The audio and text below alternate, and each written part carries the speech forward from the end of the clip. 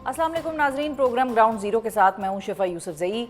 एक भरपूर सस्पेंस और तनाव के बाद आखिर क्रिकेट और स्पोर्ट्समैन स्पिरिट जीत गई और पाक भारत मैच से कबल और इसके बाद जन्म लेने वाले तनाज़े का ड्रॉप सीन हो गया, जिसके बाद अब Pakistan cricket team Asia cup में यूएई के साथ अपना अगला मैच खेलने में इस वक्त मसरूफ़ है।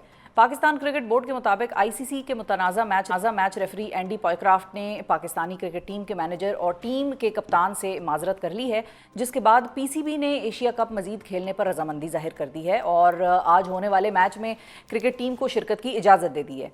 एंडी पॉयक्राफ्ट ने पाकिस्तान और भारत के जो 14 सितंबर को होने वाला मैच था उसमें दोनों टीमों के कप्तानों को मुसाफा करने से मना किया था, जिस पर पाकिस्तान क्रिकेट बोर्ड ने एंडी पॉयक्राफ्ट के इस अमल पर सख्त रद्द अमल का इजहार किया और पीसीबी ने इस तर्ज अमल पर एंडी पॉयक्राफ्ट से माफ़ी मांगने और उनको हटाने का मुतालबा किया था।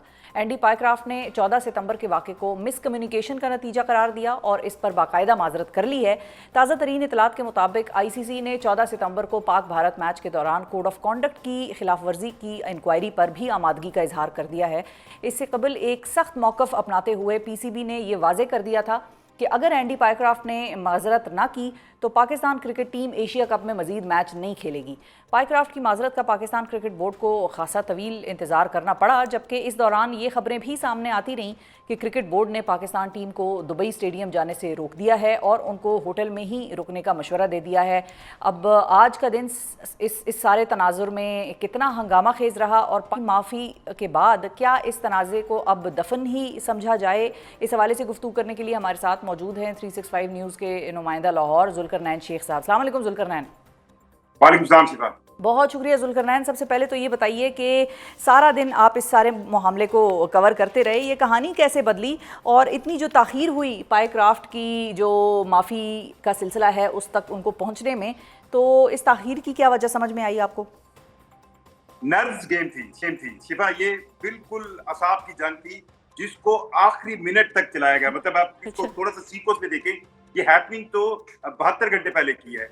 पाकिस्तान क्रिकेट बोर्ड ने आइशादा तौर पर दो चीजों के बारे में आगाह किया। एक चीज थी कि आईसीसी का अपॉइंटेड मैच रेफरी जो है वो उस कोड ऑफ कंडक्ट की खिलाफ वर्जी कर रहा है जो आईसीसी ने खुद बनाया, और आईसीसी के हवाले से चीजें बहुत क्लियर हैं। जब कभी भी आपको मुझे कुछ भी ऐसी वायलेशन मिलती है तो फौरन रिजल्ट आता है, पर इस मामले में आईसीसी ने डिले किया। अब कहानी ये बनी कि पाकिस्तान क्रिकेट बोर्ड ने इतवार को होने वाले मैच के फौरन बाद आईसीसी को लेटर लिखा कि आपके मैच रेफरी ने मैच के कोड ऑफ कंडक्ट के खिलाफ हमारे कप्तान को ये कहा कि आप हैंडशेक नहीं करेंगे, जबकि अगर उनको इस लिहाज से कोई इंस्ट्रक्शंस दी भी सही तो वो रिटर्न मैनेजर को लिखते, वो ये नहीं कह सकते। और इस बुनियाद पर इनके खिलाफ कार्रवाई की जाए। और फिर साथ ही पाकिस्तान ने कहा कि हम रिलेक्टेंट हैं कि ये अंपायर अब पाकिस्तान के मैचों में रेफरी जो है वो मैच रेफरी नहीं होगा।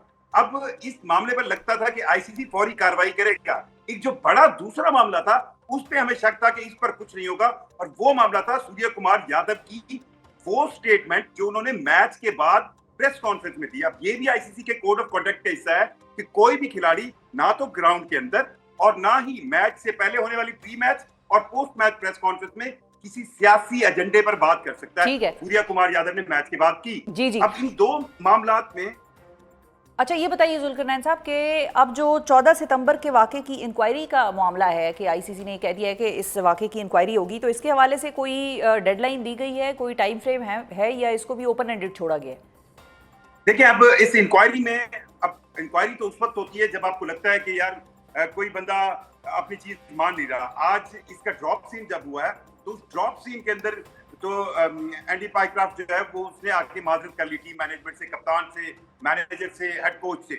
अब इसका एक आप कह सकते हैं कि एक खानापुरी आएगी, क्योंकि इसके बाद जाहिर बात है क्योंकि एक चीज आईसीसी के पास एक मेंबर बोर्ड ने उनको नोटिस करवाई। उस नोटिस करवाने के बाद वो एक इंक्वायरी करेंगे और लग यही रहा है कि अब ये मामला कोई हल्के फुल्के जुर्माने के साथ जो है हल हो जाएगा। हाँ, ये है कि फ्यूचर में पाकिस्तान जो है वो एंडी पॉयक्राफ्ट की बतौर मैच रेफरी उसको बर्दाश्त नहीं करेगा। और आज रवीज राजा ने भी जिक्र किया कि 90 मैचेस हैं इंडिया के जो इसमें मैच रेफरी एंडी पॉयक्राफ्ट होता है। तो अब ये सबको पता चल गया, बात ओपन हो गई। तो इस मैच रेफरी को लेकर तो पाकिस्तान फ्यूचर में कोई फैसला नहीं करेगा। एक चीज मैं और बताऊं कि आज एक काम अच्छा किया गया पाकिस्तान क्रिकेट बोर्ड की तरफ से इस असाब की जंग में, जब एंडी पॉयक्राफ्ट को पहले ग्राउंड के अंदर भेज दिया गया ये शो कराने के लिए कि वही मैच रेफरी होंगे, पाकिस्तान ने अपनी टीम को रोक लिया। फिर इस जंग के अंदर जो प्लस पॉइंट किया, मोहसिन नकवी को अप्रिशिएट करना चाहिए कि उन्होंने 2 साबिक चेयरमैन पाकिस्तान क्रिकेट बोर्ड को बुला लिया अपने पास, रमीज राजा को और नजम सेठी। जी, मैं उस पे आना चाह रही हूँ। जी जुल्करनैन, मैं उस पे आना चाह रही हूँ कि दोनों से मुशावरत की गई आज। अच्छा, उसके हवाले से एक जो खबरें या इतलात सामने आ रही हैं, हम तक पहुँच रही हैं, वो ये हैं कि इस सारे मामले पर नजम सेठी साहब का मौक़िफ़ मुख्तलिफ था और रमीज़ राजा साहब का मौक़िफ़ जो है वो यकसर उससे मुख्तलिफ था जो नजम सेठी साहब मशवरा दे रहे थे। क्या ये बात दुरुस्त है और दोनों की क्या डिफरेंसेस थे ओपिनियंस में? देखें, एक डिफरेंस जरूर था। एक डिफरेंस ये था कि अगर हमने प्रोटेस्ट किया, हमें स्टैंड लेना है और हम रुकेंगे। थोड़ा सा साइड पे जाते थे कि हमें क्रिकेट जरूर खेलनी है, हमें क्रिकेट नहीं छोड़नी। आप एक चीज और भी ध्यान में रखें कि अंडर ये जो एशिया कप है, इसकी सारे ब्रॉडकास्टिंग के वक्त आपके मुआहदे होते हैं। अगर आप यहाँ से चले जाते तो आप अपना जरूर मौक़िफ़ तो बयान करते, लेकिन पाकिस्तान की क्रिकेट को in sense of future cricket, financially sense में और टूर्नामेंट्स की सेंस में कानूनी तौर पर बहुत पेचीदगियां होती।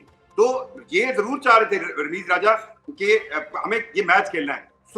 इस दौरान नजम सेठी का ये मौक़िफ़ था कि अगर हम एक पॉइंट पे खड़े हो गए हैं तो हमें फिर उस पॉइंट पर खड़ा होना चाहिए। और इसमें एक किरदार है वसीम खान, जो जनरल मैनेजर है इस वक्त इंटरनेशनल क्रिकेट काउंसिल में। अब वो पाकिस्तानी निजात यूके सिटीजन है, पाकिस्तान क्रिकेट बोर्ड में भी रहे।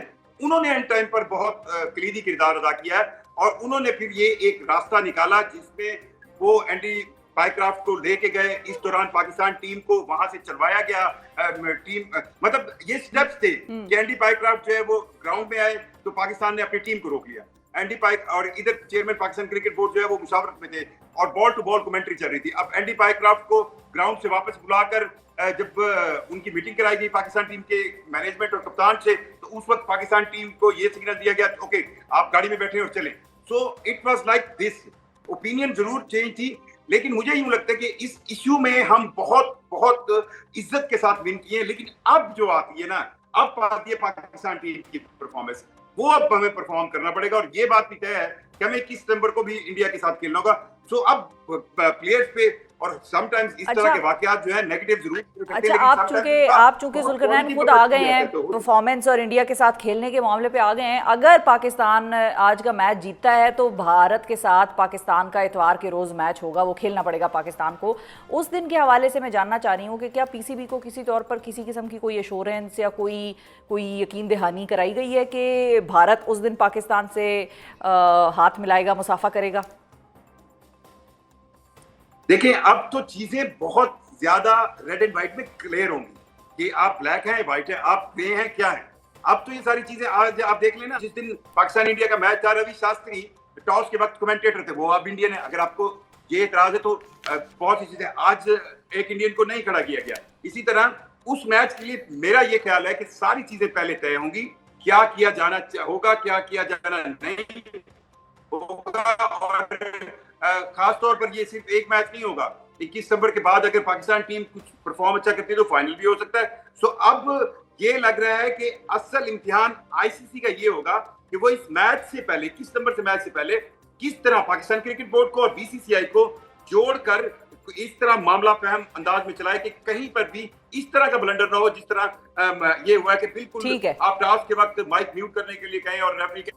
थैंक यू, बहुत शुक्रिया अदा करेंगे। जुल्करनैन शेख 365 न्यूज़ के नुमाइंदे हमारे साथ मौजूद थे। हमें ज्वाइन कर रहे हैं हारून रशीद साहब, जो कि साबिक चीफ सेलेक्टर हैं पाकिस्तान क्रिकेट बोर्ड के। उनसे भी ज़रा जानते हैं कि उन्होंने ये सारी सिचुएशन को किस नज़र से देखा। अस्सलाम वालेकुम हारून साहब। वालेकुम अस्सलाम। अस्सलाम, बहुत शुक्रिया हारून साहब, आपने वक्त निकाला। सबसे पहले तो ये बताइए कि सर आपको क्या लगता है, is it a win win for PCB, for cricket?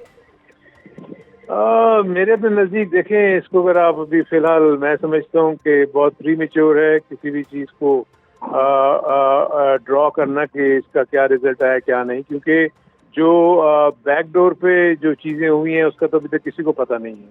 I think सबसे पहला स्टेप तो ये लिया गया है कि एंडी पाइक्रॉफ्ट को कहा गया कि जी आप सॉरी कर दें। उन्होंने वो अपॉलॉजी कर ली, तो इसलिए वो इशू हो गया रिजॉल्व। अब आगे जाके क्या होना है वो सारी चीज़ें हैं जिसको अभी तय करना होगा, क्योंकि मैं ये फील करता हूँ कि इंडियंस तो अभी भी वैसे ही बिहेव करेंगे।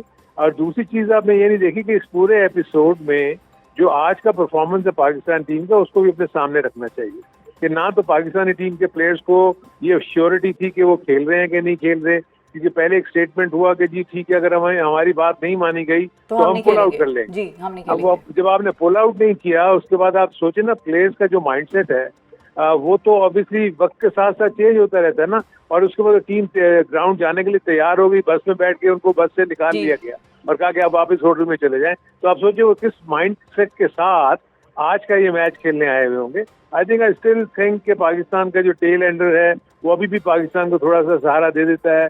आज फिर ये शाहीन शाह जो है एक बड़ी अच्छी इनिंग खेल के एक ऐसे स्कोर पे लेके जा रहे हैं जो पाकिस्तान जो है वो शायद डिफेंड कर ले। लेकिन मेरे अपने नजदीक जो आइंदा सिचुएशन है, अगर पाकिस्तान आज का ये मैच जीत लेता है तो इंडिया से तो फिर खेलना है।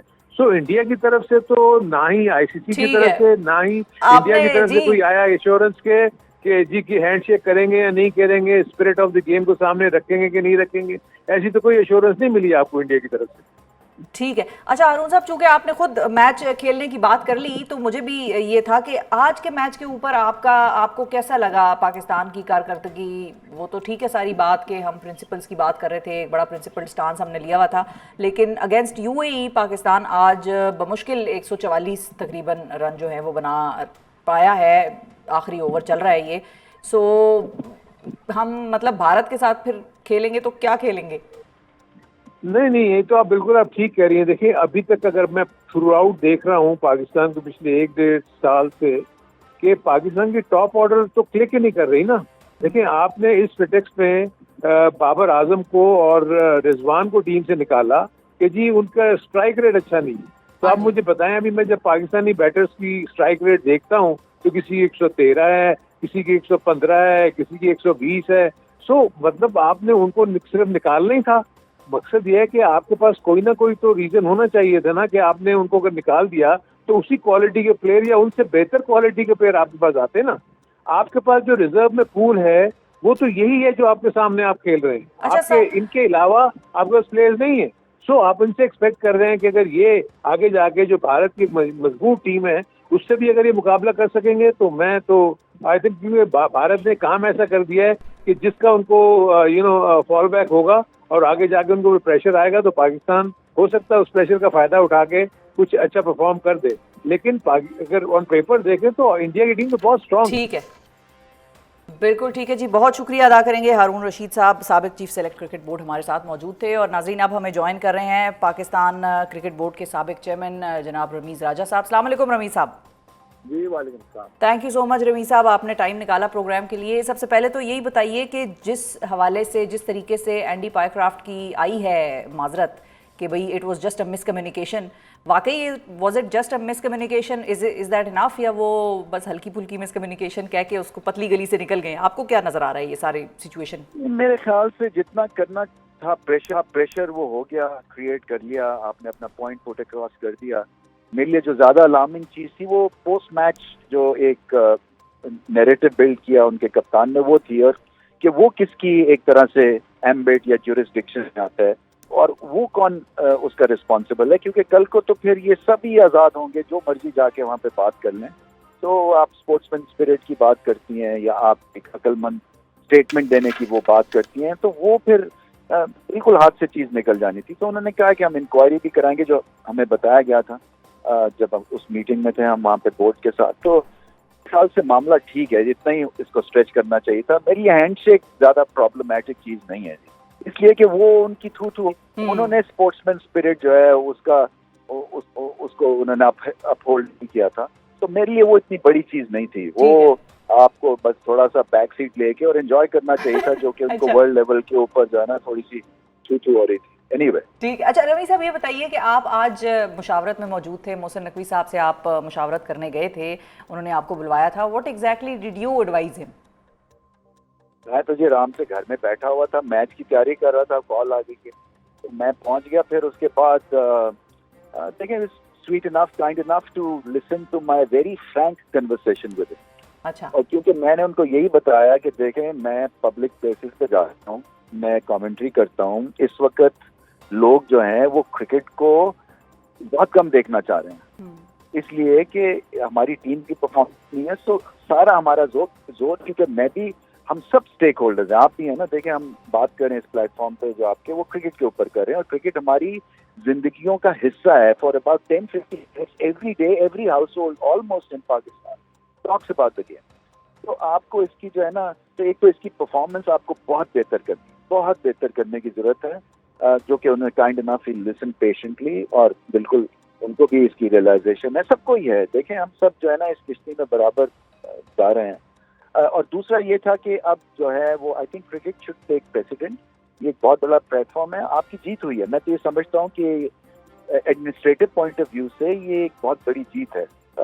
ठीक है, उन्होंने इसको हटाया नहीं है, बट ये भी तो पता चल गया है कि 90 मैचेस ये इंडिया के गवर्न करते हैं एज मैच रेफरी। तो क्यों करते हैं इतने क्या इतनी खास बात है कि एवरी टाइम ये जब भी इंडिया का मैच होता है तो ये वहां पे होते हैं? तो मेरी ये समझ से बाहर है ये चीज। ठीक है। अच्छा रमी साहब, ये बताइए कि जो मतलब मैच की परफॉर्मेंस की बात मैं आपसे करूंगी यकीनी तौर पर, लेकिन इंडिया की चूंकि बात हो रही है, क्या हमें पीसीबी को कोई प्रायर एश्योरेंस चाहिए before we play against India on Sunday? अगर हम ये मैच आज जीत जाते हैं यूएई के खिलाफ, तो क्या हमें किसी तौर पर कोई प्रॉपर कॉन्डक्ट की, स्पोर्ट्समैन स्पिरिट की किसी तौर पर कोई एश्योरेंस चाहिए कि भारत जो है वो पाकिस्तान से उस दिन मुसाफा करेगा या नहीं करेगा, या क्या सिचुएशन होगी तब? देखें जी, आपकी बात है, इस हमारी कंसंट्रेशन होनी चाहिए भारत को हराने की। मुझे बाकी चीजों से कोई गरज नहीं है, वो हाथ मिलाते नहीं मिलाते हैं, मेरे लिए मामूली चीज थी। फ्रैंकली मैं आपसे बता रहा हूँ, वो तो एक जब मुझे तो ज्यादा, जैसे मैंने कहा ना, वो पोस्ट मैच में मुझे ज्यादा तकलीफ हुई। तो आप मैच खेलें, मैच जीतें, खत्म हो गई कहानी। Bat ball, let the bat and ball do the talking, खत्म। ठीक है। अब प्रॉब्लम ये है कि हमारा बैट भी is not doing the talking. वो 147 का हदफ दिया है यूएई को, India is the next one. अगर हम आज जीत जाते हैं, ये परफॉर्मेंस कहाँ जा रही है रमी साहब आपके मुताबिक? ये बहुत खराब परफॉर्मेंस है जी, मैं आपको फ्रैंकली बताऊं। और अगर आप मुझसे भी पूछे ना कि इस वक्त क्या होना चाहिए, मुझे कुछ आइडिया नहीं है सीरियसली। मुझे इतनी ज्यादा ये एक तरह से खिचड़ी पक चुकी हुई है, क्योंकि आप देखें ना, आपने वो एक स्ट्राइक रेट के चक्कर में वो वर्क इन प्रोग्रेस जो है जी, कि हम अब जो है ये ट्राई कर रहे हैं और अब ये ट्राई कर रहे हैं, और स्ट्रैटेजी भी ऑलराउंडर्स बेस्ड है, तो फिर आप मैच भी नहीं जीतते हैं, और फिर वर्ल्ड लेवल के टूर्नामेंट के ऊपर या एशियन लेवल के ऊपर आप एक्सपोज भी हो रहे हैं। ये क्रिकेट के लिए चीज ठीक नहीं है। सो इसमें जो मुझे ऐसा लगता है कि आपको दोबारा से सोचना पड़ेगा कि आपको करना क्या है, आपको आगे कैसे बढ़ना है, और अगर आपने इसी तरह से चलना है तो फिर आप अनाउंस कर दें कि हम अभी वर्क इन प्रोग्रेस है, please bear this with us, हमें थोड़ी सी आप मोहलत दें, and we will produce a fantastic team for you. तो मैं I can understand that, I can take that also as a fan. But अगर आप ये उनको कॉन्फिडेंस में नहीं लेंगे और इसी तरह से हमें मार पड़ती रहेगी, तो फिर प्रॉब्लम है। तो रमी साहब, हाउ लॉन्ग, मतलब हम कब तक ये कहेंगे कि भाई हम इसको फिक्स करने की कोशिश करते हैं? और मुझे फ्रैंकली ये भी समझ नहीं आ रहा कि मैं आपसे कौन से प्लेयर का प्रायोरिटी के ऊपर सवाल करूं। ज़ाहिर है आपका टाइम भी लिमिटेड है और यहाँ पर प्रोग्राम का टाइम भी लिमिटेड होता है। मिसाल के तौर पे साइम अयूब आज दूसरी दफ़ा मुसलसल पहले ओवर में 0 पे आउट हो गए। वो अलग बात है कि उन्होंने 3 विकेटें ज़रूर ली, लेकिन क्या वो बैट्समैन से बॉलर बन गए? हमने उनको बॉलर बना दिया है, तो उस तरफ उनकी एक्सपेक्टेशन हम रखें और यहाँ पर उनको 0 पे आउट होना मतलब क्या बर्दाश्त करें? हौसला रखें बस इसके हवाले से। देखें, सईद अनवर ग्रेट प्लेयर थे ना, पहले टेस्ट मैच में ईच इनिंग्स में उन्होंने अंडा किया था 0। अच्छा। तो मैं सिर्फ उम्मीद यही कर रहा हूँ कि जितने भी इन्होंने जीरोस किए हैं, ये ग्रेटनेस की तरफ बढ़ेंगे इसके बाद। ग्राहम गूच ने भी ईच इनिंग 0 से अपना करियर शुरू किया था, but that's on the lighter side. इनको एक्चुअली मैं समझता हूँ कि सारे प्लेयर्स में से सबसे ज्यादा टैलेंट इनके पास है, और इनको बैक बिल्कुल करना चाहिए। इनको शायद कई दफा आपको पॉज लेना भी जरूरी हो जाता है एज अ किड, जहाँ पे आप गेम टाइम से आपको ऑफ मिले और आप जाके नेक्स्ट करें और थोड़ा रिलैक्स करें, बिकॉज सी वो पेशी हो जाती है ना एवरी डे। और जब आपकी फॉर्म नहीं, और T20 में तो आप पे ज्यादा प्रेशर होता है to get cracking straight away, तो उसमें फिर आप जब स्कोर नहीं करते हैं तो और प्रेशर हो जाता है। तो ये बुरी बात नहीं होगी साइम के लिए कि थोड़ा सा इनको टाइम ऑफ दे दिया जाए। अच्छा ठीक है, टाइम ऑफ दे दिया जाए। अच्छा रमी साहब, ये भी बताइए कि हमने भारत के खिलाफ 63 डॉट बॉल्स खेली, और T20 में तो ये कहा जाता है कि dot balls is a crime, playing dot balls is a crime. तो ये हमें आज भी ऐसा ही हुआ पाकिस्तान के मतलब जब हम ये खेल रहे थे मैच, तो ये आपको कुछ समझ में आई बात? हाँ, मुझे समझ है। वो कह रहे हैं ना कि आपने एक एक्सपीरियंस डुओ को, बाबर और रिजवान को इसलिए किया कि वो डॉट बॉल बहुत खेलते थे and replaced by young inexperience lot जो कि डॉट बॉल उतने ही खेलते हैं। सो ये मुझे अभी तक इस चीज की समझ नहीं आई, वेदर वी हैव प्रोग्रेस्ड और वेदर वी हैव रिग्रेस्ड और whether we are happy just इस चीज को देखने के लिए। इसकी एक प्रॉब्लम है, रिदम नहीं जब होता ना बैटिंग में, तब आपके डॉट बॉल्स होते हैं, जब आपको सिंगल नहीं निकालनी आती, जब आप रोटेशन ऑफ स्ट्राइक है। और ये भी एक आर्ट है, ये मुश्किल आर्ट है, बट ये आर्ट है और इसके ऊपर भी काम करना है। स्ट्राइक रेट के ऊपर इतनी तवज्जो दे दी गई है, इतनी ज्यादा उसके ऊपर बहस मुबाहिसे हुए हैं, इसी बेस पे आपने बाबर और रिजवान को बाहर कर दिया कि आप देखें ना रिजल्ट, या तो आपको विक्ट्रीज मिले, मैं बिल्कुल मानता हूँ ये एक मॉडर्न स्ट्रेटेजी बिल्कुल चलनी चाहिए, बट इसके साथ रिजल्ट होना चाहिए ना। जैसे कहते हैं ना, विनर्स आर ग्रिनर्स। अदरवाइज आपके जो एक हारी हुई टीम के साथ जो है ना, फैंस भी एक हद तक ही खड़े होते हैं फिर।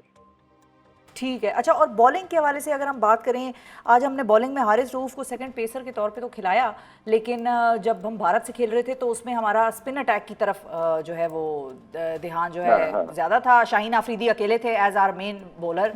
तो हमें क्या ये समझ में नहीं आ रही कि हम किस पिच पे किसको खिलाएं और किस पिच पे किस स्ट्रैटेजी से खेलें?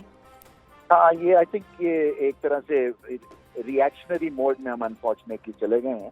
हमें स्ट्रेंथ अपनी देखनी है कि क्या हमें कौन है मैच विनर्स। देखिए, हर टीम में 2-3 मैच विनर्स होते हैं, उसके इर्द गिर्द टीम बनती है। सो आप अपने मैच विनर्स बेंच करना या उनको टीम में ना रखना, ये बहुत बड़ा एक रिस्क होता है। तो आप सारी कश्तियां जला के चले गए हैं, बट उसके बाद रिजल्ट जरूर आने चाहिए थे। मेरे ख्याल से ये जो लूजिंग सैंपल साइज है ना, ये बढ़ गया है और इसके ऊपर कुछ ना कुछ ड्रास्टिक आपको डिसीजन मेकिंग की जरूरत है। सो अगर आपने देखा है कि हारिस आपके मैच विनर हैं या हारिस आपके विकेट टेकिंग ऑप्शन है, जिससे कि स्लो डाउन प्रोसेस और प्रोग्रेस होता है इनिंग्स का, तो इनको खिलाएं फिर। सही है। अच्छा रमीज राजा साहब, चूंकि आपने भी वो पोजीशन होल्ड की है जिस पोजीशन पर मोहसिन नकवी साहब आज हैं, आपको क्या चैलेंज लगता है जब आप उनके शूज में खुद को रख के देखते हैं कि भाई this is something that he can not fix या this is something that he should do to fix this?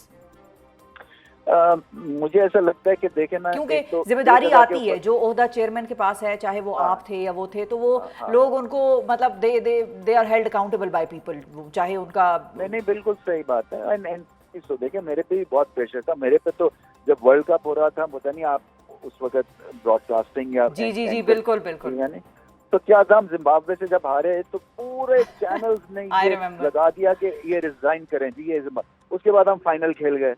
तो कहने की बात ये है कि कई दफा आपको थोड़ा सा चांस भी देना चाहिए एडमिनिस्ट्रेशन पॉइंट ऑफ व्यू से। बट एनीवे, आई थिंक इनके 2-3 जो मैंने इनसे बात भी की है, तो ये जो रिफ्लेक्शन है ना इस टीम की परफॉर्मेंस का, ये रिफ्लेक्शन है आपके लोअर एंड पे क्या चीजें हो रही हैं या नहीं हो रही।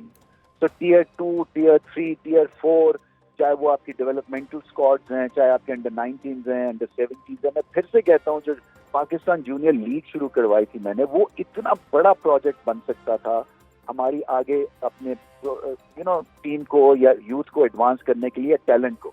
और मैं ये भी समझता हूँ कि अगर 3 फॉर्मेट है, 50 ओवर्स टेस्ट क्रिकेट और T20, तो पाकिस्तान की जो एक नेचुरल इंस्टिंक्टिव एक टेक है ना, वो T20 की टेक है हमारे डीएनए में की। उसमें आप वर्ल्ड चैंपियन बनने की फिर कोशिश करें, सारा जोर आप लगाएं, क्योंकि इसके वर्ल्ड कप्स होते हैं।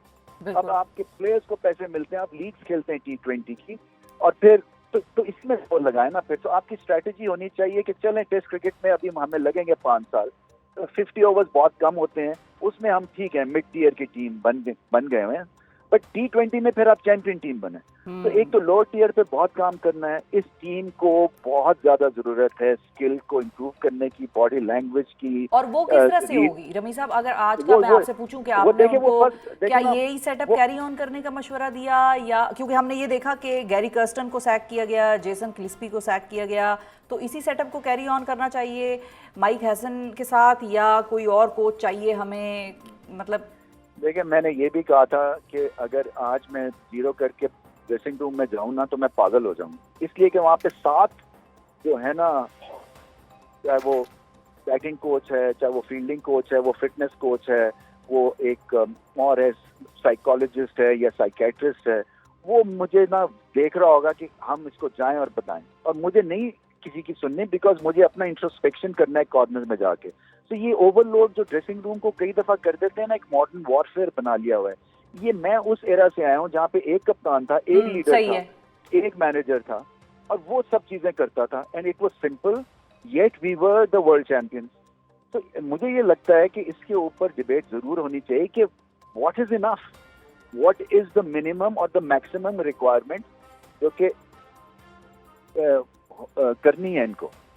तो मुझे ये भी, इसको भी सिंप्लीफाई करें और इसमें कोशिश यही करें कि आप इनकी स्किल लेवल को बढ़ाएं। बहुत जरूरत है read of the game, skill level, low tier पे काम और ऊपर के ऊपर, तो ये दोनों करना पड़ेगा। और अब क्या करें, आप लोगों को फायर नहीं कर सकते हैं ना, ये टीम को खड़े होना है। देखें, टीम की रिस्पॉन्सिबिलिटी है टू मेक इट हैपन, और जो भी उनको मिला है उस हिसाब से करें वो। बिल्कुल, क्योंकि मुझे रमीज साहब बहुत फ्रैंकली मुझे बड़ी तकलीफ हुई जब मैंने सौरव गांगुली की ट्वीट देखी हमारे लड़कों के बारे में, और मैं मतलब मुझसे बर्दाश्त नहीं हुआ, मुझे समझ नहीं आया मैं उनको क्या कहूँ।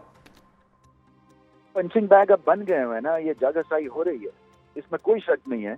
तो इससे क्या होता है, इसमें दो चीजें होती हैं, या तो बिल्कुल ही बैठ जाते हैं एज ए क्रिकेट नेशन, या आप खड़े हो जाते हैं कि इनकी ऐसी की तैसी। तो इनकी ऐसी की तैसी करनी है ना, आपने जवाब फील्ड में देना है। तो मैं तो हमेशा यही समझता हूँ, और मैंने बात भी किया ओपनली बाबर आजम वगैरह से जब भी मैं मिलता था, कि एक आपका मैच है सारी जिंदगी का आपका, और वो है इंडिया के अगेंस्ट। वो आपका सारा सिस्टम, वो सारा आपका कैलिबर उस मैच में झलकता है सारी दुनिया को, और अब भारत को भी पता होता है कि आप कितने पानी में। तो आप जीतेंगे तो आपको पता चल जवाब मिल जाएगा। बिल्कुल, हाँ, मिल जाएगा। तो आपकी सारी कोशिश, एक टेस्ट आपका वो है, बिल्कुल टेस्ट में बुरी तरह फेल हो रहे हैं ना अनफॉर्चुनेटली। तो अब क्या करें, बस वो टेस्ट पास करना है, बाकी जवाब उनको खुद मिल जाएगा जिनको जवाब देना है। Thank you so much. Rameez Raja साहब नाजरीन हमारे साथ मौजूद थे, और उनका भी मानना यही था कि हमने अगर किसी को अपनी गेम दिखानी है, हमने अगर दोबारा क्रिकेटिंग नेशन बनना है, तो उसके लिए जवाब जो है वो फील्ड में दिया जाता है। हाथ मिलाना ना मिलाना एक बड़ा सेकेंडरी किस्म का इशू है, और वो एक उस पर कोई बहुत ज़्यादा हमें रिएक्ट करने की या जज्बाती होने की किसी तौर पर कोई ज़्यादा ज़रूरत नहीं है। प्रोग्राम के इस हिस्से में हम इस्लामाबाद हाई कोर्ट के जस्टिस तारिक महमूद जहांगीरी को अदालती काम से रोके जाने के मामले पर मौजूद बहरानी कैफियत पर बात करेंगे, जो कि अब मुसलसल 2 रोज़ से मौजूद है। Chief justice Islamabad high court justice Sarfaraz Dogar की सदारत में काम करने वाले डिवीजन बेंच ने गुज़िश्ता रोज़ एक अदालती हुक्मनामे के जरिए जस्टिस तारिक महमूद जहांगीरी को सुप्रीम जुडिशल काउंसिल की हतमी फैसला आने तक उनको मजीद जुडिशल वर्क से रोक दिया था। इस अदालती हुक्मनामे पर वकला तंजीमों और कानूनदानों का शदीद एतराज़ सामने आ रहा है, जिनका ये मौक़िफ़ है कि किसी भी जज को जुडिशल वर्क से रोकने का इख्तियार सिर्फ सुप्रीम जुडिशल काउंसिल के पास है, और कोई भी जज किसी दूसरे जज को अदालती काम से नहीं रोक सकता। इसी तनाजुर में आज इस्लामाबाद हाई कोर्ट के रजिस्ट्रार के पास सीनियर वकील जहांगीर जदून की जानिब से एक दरख्वास्त भी दायर की गई है, जिसके तहत गुज़िश्ता रोज़ चीफ जस्टिस सरफराज डोगर की अदालत में होने वाली कार्रवाई की ऑडियो वीडियो रिकॉर्डिंग और CCTV फुटेज मांग ली गई है, क्योंकि दरख्वास्त गुजार का मौक़िफ़ है कि समाअत के दौरान चीफ जस्टिस ने ये यकीन दहानी करवाई थी कि वो जस्टिस जहांगीरी को काम से रोकने का कोई ऑर्डर पास नहीं करने वाले, मगर बाद में ये ऑर्डर पास कर दिया गया। इस्लामाबाद हाई कोर्ट में मामलात अब कितने उलझाव का शिकार बन रहे हैं, और जस्टिस जहांगीरी का इशू मजना पेचीदा होने वाला है या हो सकता है, इस हवाले से गुफ्तगू करने के लिए हमारे साथ मौजूद हैं सैयद वाजिद गिलानी साहब, जो कि Islamabad high court bar association के सदर हैं, और हमारे दूसरे मेहमान हैं जहांगीर जदून साहब, जो कि सीनियर माहिर कानून हैं। अस्सलाम वालेकुम जी, आप दोनों का बहुत शुक्रिया, आप दोनों ने वक्त निकाला। सबसे पहले तो मुझे अगर गिलानी साहब आपकी इजाज़त से मैं जदून साहब से आगाज़ करना चाहूँगी, क्योंकि आज इनकी एक पिटीशन जो है वो सामने आई, दायर हुई। और जदून साहब, आपने चूँकि ये पिटीशन दायर की है कि जिसमें आपने इस्लामाबाद हाई कोर्ट रजिस्ट्रार को ये पिटीशन दी है कि ऑडियो वीडियो रिकॉर्डिंग जो है, CCTV फुटेज जो है वो आपको दरकार है, और आपको यकीन दहानी करवाई गई थी कि जो काम नहीं होना आखिर में वही काम हो गया। तो अगर मतलब इस पिटीशन की वजह आपको क्यों ये पिटीशन दायर करना पड़ी, और आपको लगता है कि वाकई ये जो एविडेंस है ये आपको प्रोवाइड कर दी जाएगी? बहुत शुक्रिया। देखें, सबसे पहली बात ये है कि इसमें 2 चीज़ें हैं। अगर एक कोर्ट ऑर्डर गलत पास करती है, जो कोई पार्टी अग्रीव्ड है, तो उसकी एक प्रॉपर रेमेडी होती है, हायर फोरम में वो जा सकते हैं। दूसरी ये चीज़ है कि कल जब ये हियरिंग हुई है तो हमारे जो बार के नुमाइंदे हैं, बार कौंसिल के और बार एसोसिएशन के, वहाँ पे मौजूद थे, और काफ़ी तादाद में वकला मौजूद थे, और मीडिया भी मौजूद था। तो उन्होंने बताया ये है कि क्योंकि ये केस जो है टेक्निकली ऑब्जेक्शन में लगा हुआ था कि क्या रिट पिटीशन जो है जो वो फाइल हुई है वो मेंटेनेबल है या नहीं है। तो जब ऑब्जेक्शन जो है ऑफिस रिमूव न करे तो जो पिटिशनर होता है वो कहता है जी आप ऑब्जेक्शन जो है मेरे कोर्ट के पास पेश करें, कोर्ट में मैं आर्गूमेंट करूंगा। अगर कोर्ट कन्विंस हो गई तो मेरे ऑब्जेक्शन जो है वो रिमूव हो जाएंगे। कोर्ट ना कन्विंस हुई तो वो एक ऑर्डर पास कर देंगे आपके ऑब्जेक्शन जो है वो सस्टेन है, आप इनको रिमूव करें और जाके ऑफिस में दोबारा ये वाली चीजें कमी पूरी करें या ये टेक्निकली मेंटेनेबल नहीं है पिटिशन। अच्छा, तो ये ठीक है साहब, ये भी बताइए कि ये बात तो हमें समझ में आती है कि सीसीटीवी फुटेज अब सिक्योरिटी रीजंस के लिए, सेफ्टी रीजंस के लिए मौजूद होती हैं कोर्ट रूम्स के अंदर, लेकिन क्या ऑडियो वीडियो रिकॉर्डिंग हर समात की हो रही होती है और आवाज़ भी सुनाई देगी कि क्या बात हो रही है, क्या दलाइल या क्या डिस्कशन चल रही है कोर्ट रूम के अंदर? तो ये इतना मवाद रिकॉर्ड हो रहा होता है? नहीं डेफिनेटली वहां पे देखे ना जो सिस्टम साउंड सिस्टम लगा हुआ है उसकी हर चीज रिकॉर्ड होती है। और ये कैमरा ट्रायल तो नहीं था, ये तो ओपन कोर्ट थी ना। अब एक मौकफ आ गया है वकला की तंजीमों का, वकला का 50 से 100 वकला ये कह रहे हैं जी कि वहां पे उन्होंने मैं कहा कि जब तक सुप्रीम जुडिशल काउंसिल का ऑर्डर नहीं आता मैं इस पे कोई ऑर्डर नहीं करता। ये नहीं आपने कहा यकीन दहानी कराई है कि ये करेंगे या वो करेंगे।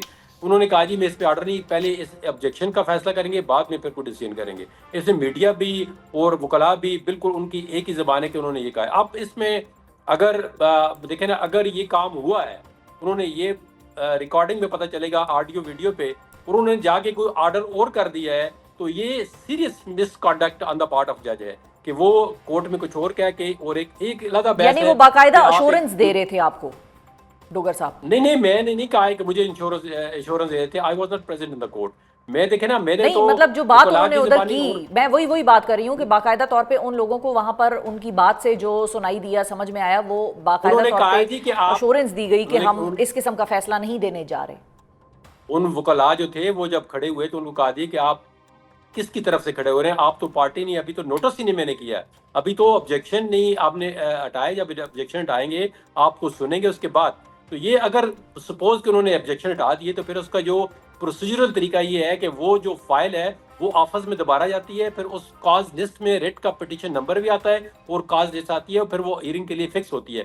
लेकिन इस प्रोसीजर को वायलेट किया गया है, बज़ाहिर प्राइमा फेशिया इस प्रोसीजर को वायलेट किया गया है और जो ऑर्डर पास किया गया है वो उस ऑब्जर्वेशन के मुताबिक या नहीं था।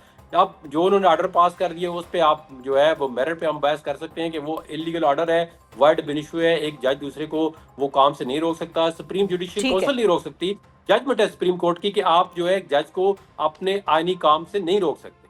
जी गिलानी साहब, आपने जहांगीर जदून साहब के आर्गुमेंट सुने और बेसिकली उनका मौकफ यही है कि एक जज दूसरे जज को काम करने से नहीं रोक सकता, सुप्रीम जुडिशल काउंसिल रोक सकती है।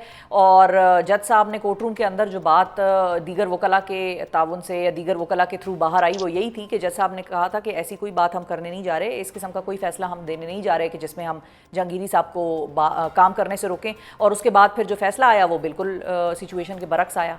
आपकी क्या टेक है सर इस पर? देखें, बिस्मिल्लाहिर्रहमानिर्रहीम, बात यह है कि बात बड़ी वाज़ेह करनी चाहिए और अल्लाह और अल्लाह के रसूल के नज़दीक जो बात ठीक हो वो करनी चाहिए। ठीक है, जदून साहब हमारे भाई हैं और उन्होंने किसी हद तक चीज़ें को क्लियर किया है, लेकिन मैं ऑलरेडी मैं खुद भी वहाँ मौजूद था, being a president Islamabad high court bar के, जब पिटीशन सामने आई तो वो जो पिटीशनर थे नंबर 1 वो जो है वो उनकी जगह कोई एक और वकील साहब पेश हुए और उसके बाद जो है वो हमारे वकला के जहन में शायद ये बात थी कि ये जना वो नोटिस हुए हैं या क्या सिलसिला है। जब वहाँ पेश हुए तो पता चला जी कि इसके ऊपर ऑब्जेक्शंस हैं। ठीक है, तो चीफ साहब ने ये कहा कि हम फर्स्ट ऑफ ऑल जो है वो इसको ऑब्जेक्शंस को रिमूव करेंगे, अगर तो ऑब्जेक्शंस है ना रिमूवेबल हुए तो हम करेंगे, सस्टेन हुआ तो सस्टेन करेंगे, ओवर रूल करेंगे। तो उसके बाद तो हमारे वकला वो थोड़े से बाहर आ गए, तो डीआईजी साहब जो हैं और जो डिप्टी अटॉर्नी जनरल हैं उनके बिहाफ पे असिस्टेंट अटॉर्नी जनरल वो पेश हुए और उन आमदो तमाम के तमाम वकला उससे बाहर निकल आए थे और उसके बाद जो डीआईजी साहब थे उनको वहाँ बुलाया गया और उनके सामने उन्होंने ऑब्जेक्शन जो है ना जी वो ओवर रूल किया और ओवर रूल करने के बाद जो है ना उन्होंने कहीं फिर पिटीशन का उन्होंने समाअत की। तो इस हद तक जो ना मैं थोड़ा सा इसको चेंज करके बता नहीं रहा तो हूँ गिलानी कि साहब जो असल आप फिर इसका मतलब कि आप इस ऑर्डर को सपोर्ट करते हैं जो नहीं रिस्ट्रेनिंग नहीं ऑर्डर आया है? मेरी बात सुने ना, मेरी बात सुने। ऑर्डर को सपोर्ट करने की बात अलग है, जो गुफ्तगू है उसको जरा दुरुस्त करना वो अलग चीजें हैं। ठीक है जी, कि फर्स्ट ऑफ ऑल कि हमें कोई नोटिस नहीं हुआ, हम विदाउट नोटिस वहां पे पेश हुए। ये हो जाता है जब भी कोई केस हो किसी वकील का, तो वो विदाउट नोटिस भी खड़े हो जाते हैं और जज साहब अक्सर ये कहते हैं कि आप अपनी सीट से बैठ जाएं, अभी आपको नोटिस नहीं हुए। Number one. सेकेंडली, चूंकि इस पे ऑब्जेक्शन था और कानून यही कहता है कि किसी भी पिटीशन के ऊपर ऑब्जेक्शन हो तो वो एक जो प्रेस्क्राइब लिमिट है, जो टाइम दिया गया है, उसके अंदर अंदर अगर वो ऑब्जेक्शन रिमूव नहीं करता बंदा, तो वो कोर्ट के सामने वो फाइल पेश की जाएगी और अदालत खुद देखेगी कि ऑब्जेक्शन को सस्टेन ठीक है करना है या उसको ओवर रूल करना है। और जब जो है वो उन्होंने objection DIG assistant advocate general के सामने ऑब्जेक्शन रिमूव किए और उसके बाद जो भी कार्रवाई हुई तो उसके बाद हुई। ठीक है, उसमें अब ये है कि उन्होंने ये तो बात काफी हद तक ये चीजें हैं कि कोई भी जज है, सिटिंग जज है, वो 209 के तहत judicial commission supreme judicial council ही जो है ना वो उसकी कार्रवाई करेगी।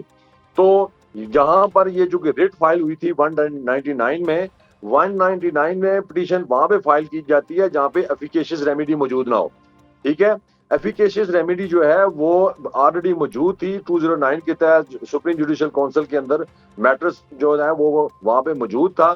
तो इस लिहाज से जो है वो हमारे कुछ खदशात हैं कि ये इस तरीके से ऑर्डर जो है ना वो काबिल समात नहीं रहेगा अगर ये सुप्रीम कोर्ट में जाते हैं। अच्छा। तो ये वहाँ पे ये नहीं ठहर सकेगा किसी जगह पे। ठीक है ना जी? ठीक है जी। जदून साहब, आपका क्या मौक़िफ़ है? क्योंकि बुनियादी तौर पे जो गिलानी साहब हैं वो तो इस आर्ग्यूमेंट को वो खुल के नहीं कह रहे, लेकिन वो वैसे मुझे जो बात समझ में आई वो यही है कि वो इस हुक्मनामे को सपोर्ट कर रहे हैं और उनका जो मौक़िफ़ है वो आपके मौक़िफ़ से यकसर मुख्तलिफ है। नहीं, मेरे ख्याल में तो वो सपोर्ट नहीं कर रहे। मेरी बात सुन ले प्लीज, ये यूं आप जना इंटरप्रेट न मत करें, अदरवाइज मैं ये बंद कर दूंगा। मैं ये कोई जरूरी नहीं है कि मैं आपको इंटरव्यू दूं। जदून साहब मेरे भाई हैं, उनका अपना मौक़िफ़ है, मेरा अपना मौक़िफ़ है। मैं बिल्कुल ये नहीं कह रहा, मैं कह रहा हूं कोई पैसे मिले हैं गिलानी साहब? आप तो मेरे ऊपर ऐसे इल्जाम लगा रहे हैं कि जैसे मैं आपकी बारी है सर, आप बिल्कुल बोलें। सिर्फ मुझे अर्ज ये करने दें कि ना आपने उसके बारे में, मैंने आपसे एक अर्ज की सर, मैंने पूछा कि आप सपोर्ट करते हैं या आप सपोर्ट नहीं करते। आपने ये नहीं कहा कि मैं सपोर्ट नहीं करता, आपने उसकी तावीलें मुझे पेश करनी शुरू कर दी। तो मुझे तो यही तासुर मिलेगा ना सर कि आप सपोर्ट कर रहे हैं। मुझे क्या पता, मैं आपको तावीलें पेश करूंगा। बात नहीं सी है कि आपने मेरे साथ गुफ्तगू कर रही है, तो मैं आप उस पॉइंट से बात बता रहा हूँ कि 209 के तहत सुप्रीम जुडिशल काउंसिल के पास इख्तियार हासिल है। 199 तो मैंने यही सवाल पूछा है जदून साहब से, आपका व्यू पॉइंट फर्क है उनसे, मैंने ये बात की है। मैंने तो नहीं कहा कि आप यहाँ पे ये मेरे भाई बैठे हुए हैं जदून साहब, आप इनसे भी पूछ लें कि 199 में कोई भी पिटीशन फाइल की जाती है तो वहां पर जहां एफिकेशियस रेमेडी मौजूद ना हो वहां पे फाइल की जाती है। तो मेरी नजर में ये पिटीशन जो है ना वो मेंटेनेबल नहीं थी, लेकिन क्योंकि जज ने ये उनको रोक दिया है, तो हमारे वकला के पास ये फोरम है कि हम सुप्रीम कोर्ट में उन ऑर्डर के खिलाफ जा सकते हैं। ये मैंने आपको कहा है। मैंने ये आपको ये नहीं कहा कि मैं किसी को सपोर्ट कर रहा हूँ या मैं किसी को नहीं कर रहा हूँ। बात नहीं सी है कि वो हमारे भाई है। ठीक है, आप दोनों भाई हैं, बिल्कुल बिल्कुल आप दोनों भाई हैं। आप लोगों को एक दूसरे की ज्यादा फिक्र है, हम पे इल्जाम लगा दें, हम आप लोगों के सबके दुश्मन हैं। बात सुन ले, मेरे मौके को सुन ले।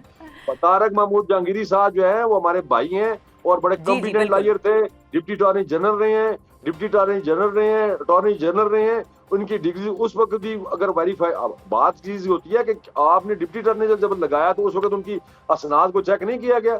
मेरा इस चीज के पे मौक़िफ़ है। बात ये है कि मैं जी बताइए जी जदून साहब। अब मैं सवाल करने के बजाय सीधा आपकी तरफ आती हूँ, ना कुछ कहूंगी ना कुछ सुनूंगी, बर्दाश्त का आलम हमारा बस यही है। तो आप बताएं सर कि आपका क्या मौक़िफ़ है अब जो बात गिलानी साहब ने की है।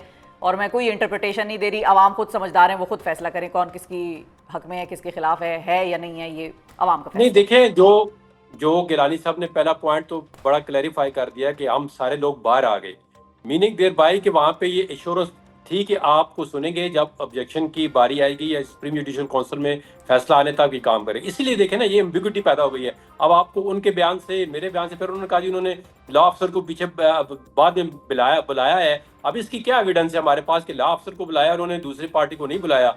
तो इसीलिए तो मैंने ये एप्लीकेशन दी है कि अगर हमें ऑडियो वीडियो रिकॉर्ड मिल जाता है इसका, तो वो चीज़ बिल्कुल क्लैरिटी के साथ आ जाएगी कि ऑर्डर किस और अगर सिचुएशन में चले ठीक है जदून साहब, क्विकली ये बताइए कि अगर नहीं मिलता आपको रिकॉर्ड, तो फिर ये व्यू पॉइंट, आपका आर्ग्यूमेंट आप साबित कैसे करेंगे अगर रिकॉर्ड मिसाल के तौर पे नहीं दिया देखिए, जाता? हम तो कोशिश ही कर सकते हैं ना। एक चीज हम आगे इसमें रेट कर देंगे जी कि हाईकोर्ट का रजिस्ट्रार है उसको डायरेक्शन दे के हमें प्रोवाइड करें। अगर वो नहीं करते तो यही बात है कि अब वकील जो है वो किसी को जबरदस्ती तो कुछ नहीं कर सकते। हमारे पास लीगली रेमेडी है, आप आगे अगले फोरम पे चले जाएंगे, उससे अगले पे चले जाएंगे। जब सारी रेमेडी खत्म हो जाएगी तो फिर बैठ जाएंगे। यही तो मैडम को ये मैं बात बता रहा हूँ कि जहाँ पे ये चीजें नहीं होंगी तो ऊपर से रेमेडी आएंगी।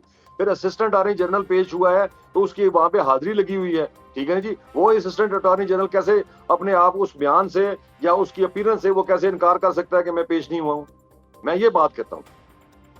ठीक है, ठीक है। अब जब देखें ना, ये इसीलिए कंटेंट की हम तो वैसे गिलानी साहब बात कर रहे हैं कंटेंट की, कि ये बस सिर्फ हम तो ये पूछ रहे थे कि ये बात हुई गिलानी थी या साहब, नहीं देखिए हुई थी। बात तो गिलानी साहब ने बात ठीक की। उन्होंने अपना ये देखें, वो उस ऑर्डर को भी सपोर्ट नहीं कर रहे। वो ये कह रहे हैं कि पिटीशन मेंटेनेबल नहीं थी।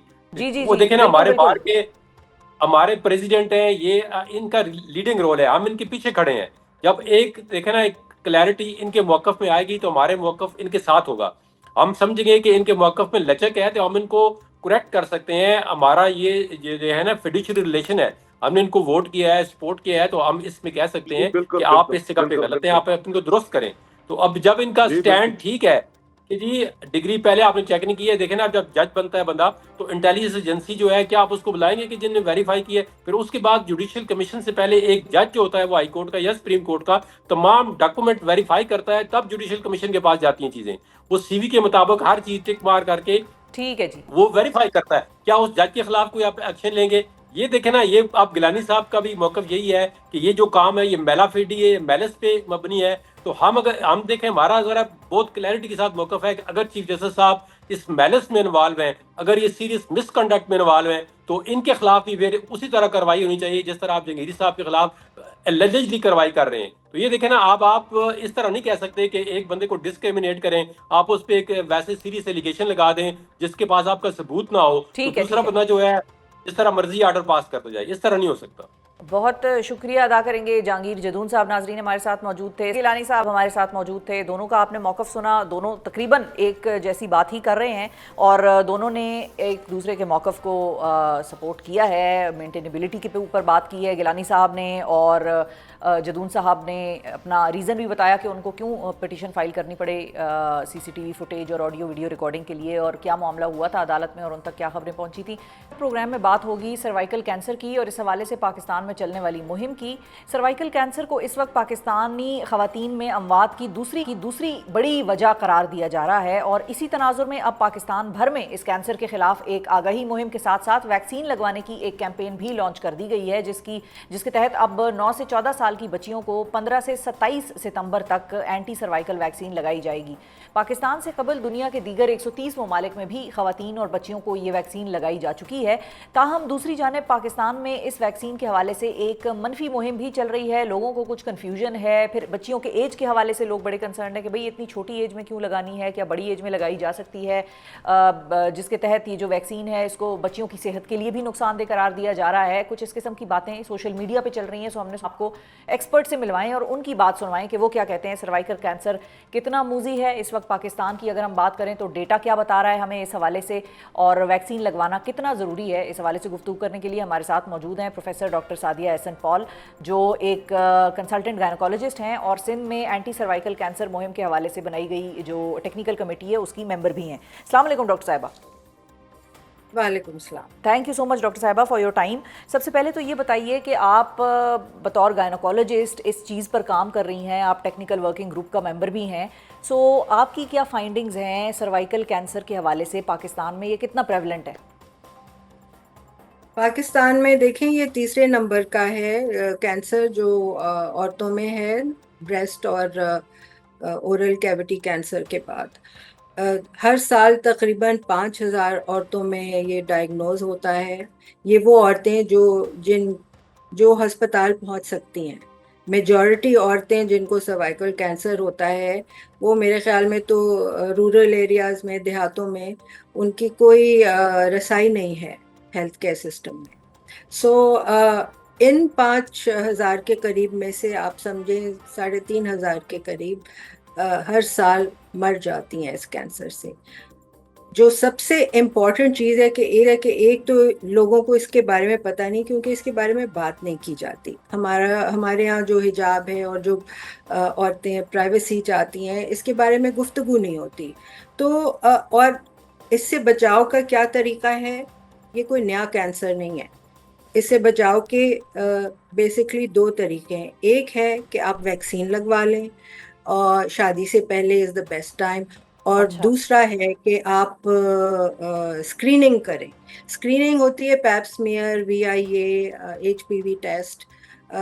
तो ये स्क्रीनिंग जो है ये पाकिस्तान में तो ना होने के बराबर है। आप समझें 5% औरतों की भी स्क्रीनिंग नहीं होती है। और डॉक्टर और साहब, डॉक्टर साहब हम ये किसी जरा आप सुन ले जी प्लीज। जिन औरतों की स्क्रीनिंग होती है वो अपर सोशल क्लास की और बेहतर सेहत वाली औरतें होती हैं, जिनमें सर्वाइकल कैंसर कम होता है।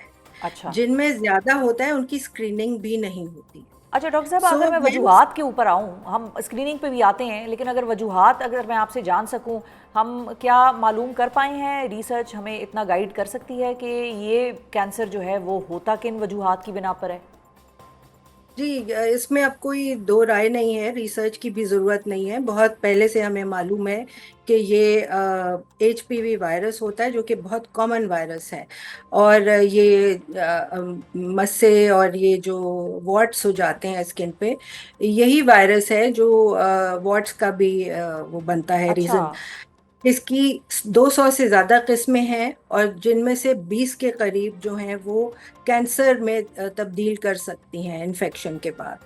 तो पाकिस्तान में देखें, ये 20 साल पहले से वैक्सीन इस्तेमाल हो रहा है दुनिया में, और तकरीबन 200 ममालिक के करीब इस्तेमाल कर रहे हैं। और पाकिस्तान में तो ये बहुत देर से आया है। हम गायनाकोलॉजिस्ट, जो कि ऐसी औरतें जिनको सर्वाइकल कैंसर होता है, वो लेट स्टेज पे आती हैं डॉक्टरों के पास। और अगर वो आती हैं या फिर वो घर में सिसक सिसक के दर्द के साथ मर जाती हैं, कभी स्क्रीनिंग का बेस्ट अस्पताल टाइम का। क्या होता है डॉक्टर साहबा? अगर जिस तरह हम ब्रेस्ट कैंसर की बात करते हैं, कहते हैं ओवर 40 लाजमी खवातीन साल में एक बार या 6 महीने बाद करवा लिया करें मैमोग्राफी, तो इसकी स्क्रीनिंग का बेस्ट टाइम नहीं, क्या होता ये है? मैमोग्राफी से स्क्रीनिंग नहीं होती सर्वाइकल कैंसर की। नहीं नहीं, ये मैं ब्रेस्ट पैप्समियर। कैंसर की बात कर रही हूँ कि उसके हवाले से कहते हैं ना कि 40 साल के ऊपर खातून हो जाए तो वो ज़रूर करवाए अपनी जी स्क्रीनिंग। जी।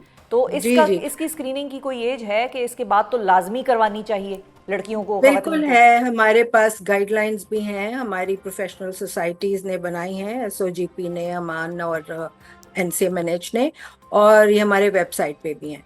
सो शादी के बाद हर 5 साल पे शादी के 5 साल बाद पैप्समियर टेस्ट होना चाहिए, चेकअप होना चाहिए। और अगर कभी किसी औरत का नहीं हुआ हुआ पैप्समियर या इंटरनल चेकअप, तो 35 साल की उम्र तक ज़रूर होना चाहिए। और अगर वो नॉर्मल रिपोर्ट आए तो उसको 45 ईयर्स यानी 5 से 10 साल बाद दोबारा। दोबारा रिपीट ठीक है। करना चाहिए। ठीक जी। है। अच्छा, अब वैक्सीन के हवाले से ज़रा आते हैं कि लोग ये कह रहे हैं कि पाकिस्तान दुनिया में अगर 130 ममालिक में पहले से मौजूद था तो पाकिस्तान में अब क्यों आया, गवर्नमेंट इसको क्यों पुश कर रही है, फिर छोटी बच्चियों को क्यों लगाना है? ये सारे वो सवालात हैं जो लोगों को भी कंफ्यूज कर रहे हैं, जो लगवाना चाहते भी हैं उनके भी दिल में खौफ डाल रहे हैं। सो इन सब का आप जवाब दें डॉक्टर साहबा। देखिए, मैं भी पाकिस्तानी हूँ, और अनफॉर्चुनेटली मुझे ये कहना पड़ रहा है कि जो पाकिस्तानी हैं ये कॉन्स्पिरेसी थियोरी में माहिर हैं, और हर कोई माहिर बन जाता है। जितने लोग उल्टी सीधी बातें कर रहे हैं वो डॉक्टर भी नहीं है, उनको कोई हक नहीं पहुंचता। ये वही वाली बात है कि मैं जी एटम बम की स्पेशलिस्ट बन जाऊं डॉक्टर होके, ठीक है, जबकि मुझे एटम का ए भी नहीं पता। तो this is very wrong. These people are doing harm to their daughters and to the women of Pakistan. इसलिए ये कोई, इसको कहते हैं देर आए दुरुस्त आए। ठीक है। हम जो गायनाकोलॉजिस्ट हैं पिछले 20-25 साल से डिमांड कर रहे हैं कि पाकिस्तान में होना चाहिए, आना चाहिए। पहले था, और बहुत महंगा था और अच्छा। अमीर लोग लगवा रहे थे, प्राइवेटली। ठीक है, ठीक अब है। वो नहीं है। ठीक है, प्राइवेटली लगवा रहे थे, अब गवर्नमेंट जो है उसको फ्री ऑफ कॉस्ट कर रही है। अच्छा डॉक्टर साहब क्विकली ये भी बताइए कि वैक्सीन लगवाने से इसके 100% चांसेस प्रिवेंशन के हो जाते हैं या कोई एक आधा % चांस रह जाता है कि लेटर इन लाइफ यू में गेट। देखिए, जिंदगी में कोई चीज 100% नहीं होती और 0% भी नहीं होती। ठीक है। ये वैक्सीन एक सिंगल शॉट अगर लग जाता है, और बेस्ट एज जो आप एज की बात कर रही हैं, best age between 9 to 14 years है। इस उम्र में ये कम उम्र की बच्चियों की बात नहीं है, इस उम्र में बच्चियों का और लड़कों का भी, हम सब इंसान हैं, जो इम्यून रिस्पॉन्स है ये बहुत अच्छा होता है। अच्छा। ठीक है, एंटीबॉडीज अच्छी बनती हैं, तो एक ही डोज से उनको पूरी जिंदगी की इम्यूनिटी मिल जाती है। अच्छा, जस्ट ठीक है वन ना? शॉट है इसका? वन शॉट 95% प्रोटेक्ट करता है सर्वाइकल कैंसर से। तो आप, इट्स अ नो ब्रेनर ठीक कि है। आप, मैंने अपनी बेटी को वैक्सीनेट किया हुआ है जब वो इस उम्र की थी। अच्छा, तो और इससे कोई इनफर्टिलिटी वगैरह नहीं होती। मैं खुद एक नानी बन चुकी हूँ, ये और मेरी आपने बड़ा जैसी इंपॉर्टेंट पॉइंट, बिल्कुल ये पॉइंट वो था बिल्कुल जिस पे बड़ी बहस हो रही है। अच्छा डॉक्टर साहब ये भी बताइए क्विकली कि जिन लड़कियों ने बचपन में नहीं लगवाई है, जिन बच्चियों के टाइम पे उस वक्त अवेयरनेस इतनी नहीं थी, अब वो बड़ी हो गई हैं, 30 साल की हो गई हैं, 35-40 की हो गई हैं, क्या अब वो लगाएंगी तो ये वैक्सीन इफेक्टिव होगी या अब वो टाइम गुजर गया है जब उनको इसका ज़्यादा फायदा होता? नहीं, बिल्कुल इफेक्टिव होगी, लेकिन 95 या 100% नहीं होगी। ठीक है, तो इसमें जब एक दफ़ा ये उम्र गुजर जाती है तो कम से कम 2 डोजेज उनको देने पड़ते हैं। अच्छा। तो हाँ, 6 महीने के बाद एक और डोज देना होगा, क्योंकि इम्यूनिटी इतनी अच्छी नहीं होती, इतना अच्छा इम्यून रिस्पॉन्स नहीं होता एज वी गेट ओल्डर। तो इसीलिए ये एज ग्रुप, हुकूमत ने, देखें, हम लोग हर वक्त क्रिटिसाइज कर रहे होते हैं हुकूमत को, जब कोई अच्छा काम कर रहे हैं तो प्लीज इनकी तारीफ कर लें। ठीक है ना? इट डजेंट मैटर किस पार्टी के हम हैं या सपोर्ट करते हैं, ये एक अच्छा काम पूरे पाकिस्तान में हो रहा है। और आपको पता है, पहले सिंध और पंजाब और केपी, ये बलोच, ये इधर कश्मीर में हो रहा है, लेकिन बलोचिस्तान और केपी के उसके बाद आएंगे, ठीक है। थोड़ा देर से हो रहा है। तो वो हमसे नाराज हो रहे हैं, हमसे डिस्कस कर रहे हैं कि भाई हमारे प्रोविंस में क्यों नहीं हो रहा। We want it.